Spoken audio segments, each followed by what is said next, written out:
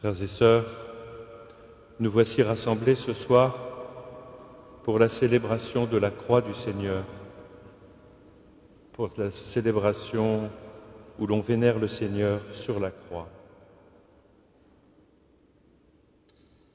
Nous portons dans notre prière tous ceux qui, d'une manière ou d'une autre, vivent la croix dans leur vie quotidienne.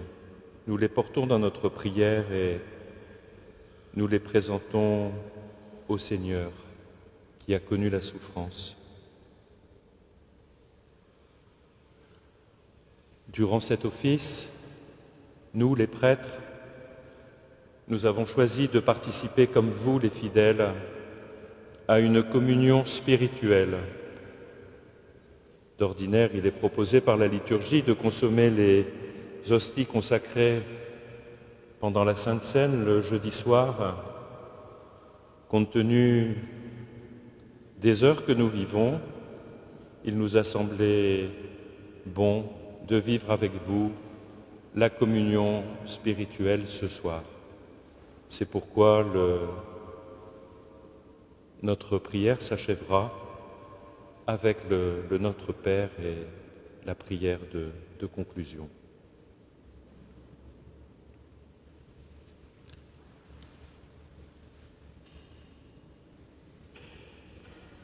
Seigneur, nous savons que tu aimes sans mesure, toi qui n'as pas refusé ton propre Fils, mais qui l'as livré pour sauver tous les hommes.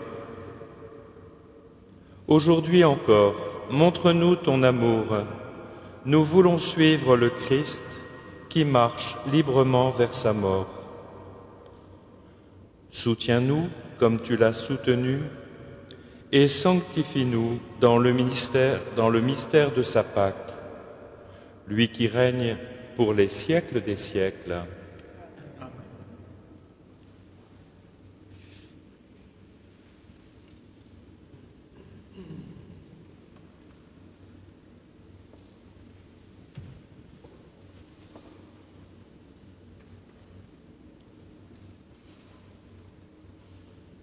Lecture du livre du prophète Isaïe.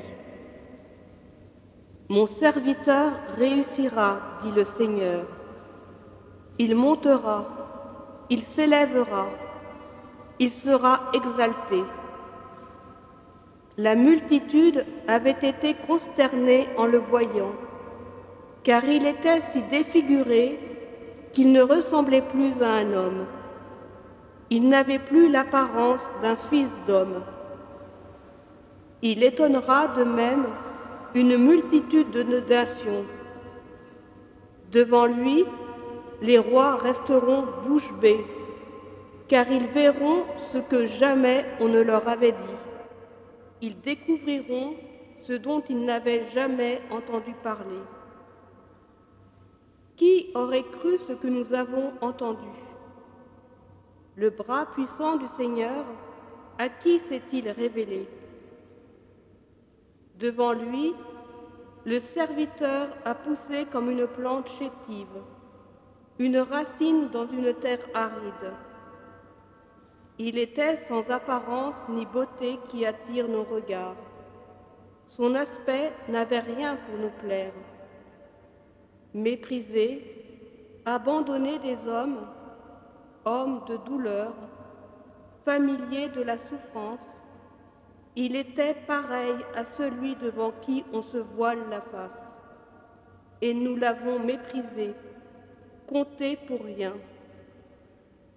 En fait, c'étaient nos souffrances qu'il portait, nos douleurs dont il était chargé. Et nous pensions qu'il était frappé, meurtri par Dieu, humilié. Or, c'est à cause de nos révoltes qu'il a été transpercé, à cause de nos fautes qu'il a été broyé. Le châtiment qui nous donne la paix a pesé sur lui. Par ses blessures, nous sommes guéris. Nous étions tous errants comme des brebis, chacun suivait son propre chemin.